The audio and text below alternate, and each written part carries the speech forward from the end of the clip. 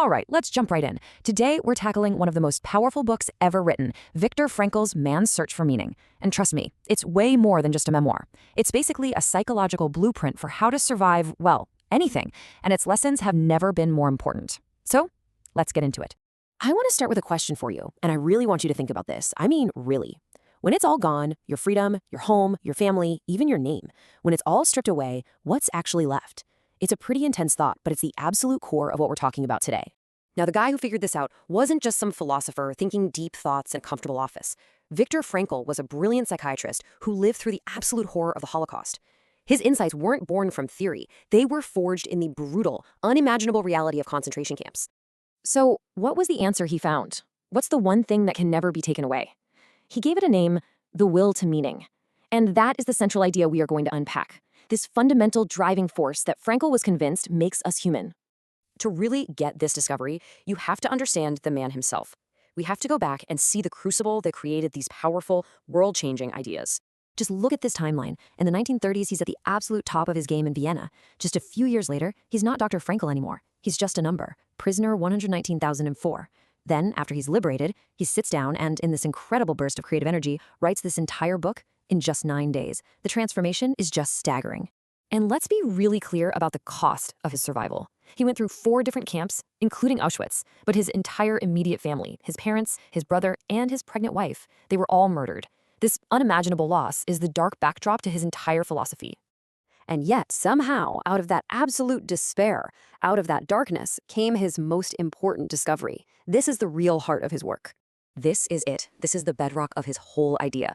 The guards could control his body, his food, his every move, but they could not control his inner world. They could not dictate his response. That one last freedom, the power to choose your own attitude, that was his and his alone.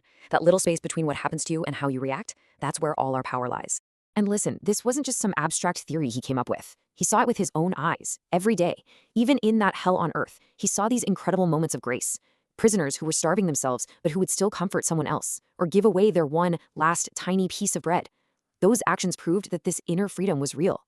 Okay, so if we have this freedom to choose our attitude, what do we do with it? How do you actually use it to find meaning in your life? Well, Frankl didn't just leave us with the idea. He gave us a practical framework, a roadmap. To really appreciate Frankl's contribution, it helps to see how he broke from the pack. You had Freud, who said we're all driven by a will to pleasure. Then you had Adler, who said it's all about the will to power. Frankl came along and said, nope, you're both missing the point. The most fundamental human drive is our search for meaning, our will to meaning. And he built a whole new kind of psychotherapy on this foundation. He called it logotherapy. Logos is just the Greek word for meaning, so it's literally meaning therapy. It's all designed to help people answer that one crucial question: what am I living for?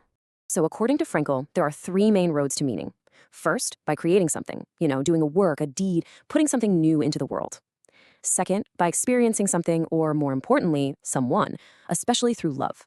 And the third path, and this is the most radical one, is by the attitude we choose to take when we're faced with suffering we simply cannot change. Let's pause on that third path for a second, because it's the hardest to wrap your head around. We have to remember the context here. This wasn't just, a bad day. This was constant hunger, freezing cold, and marching every day toward what you knew was almost certain death. How in the world do you find meaning in that? Frankl would often quote the philosopher Nietzsche, and this line pretty much became his mantra. The prisoners who made it, he noticed, were often not the physically strongest. They were the ones who had a powerful why, a reason to stay alive, a goal they held onto. That purpose gave them the strength to endure the horrific how of their everyday life. And Frankl used this technique on himself in his brilliant, incredible way. He tells this story about being on a forced march, on the verge of collapse. And to escape, he pictures himself in the future, safe, warm, in a lecture hall giving a speech about the very psychology he was living through at that moment. By making his own suffering the subject of his future work, he gave it meaning, and it gave him the will to take one more step. So, okay, why are we talking about a book written way back in 1946? Because Frankl's ideas about finding meaning in a crisis are completely timeless. Let's connect the dots to the kind of challenges we're all looking at right now. Our struggles are obviously different, but that feeling of anxiety is very real. You look around, we're dealing with ongoing international conflicts. The economy feels shaky, with sluggish growth and cooling markets. And then there's the big one, AI, which is poised to disrupt jobs and careers in a massive way. There's just this general sense of uncertainty in the air. So it's the same fundamental question Frankl was asking, just in a totally different situation.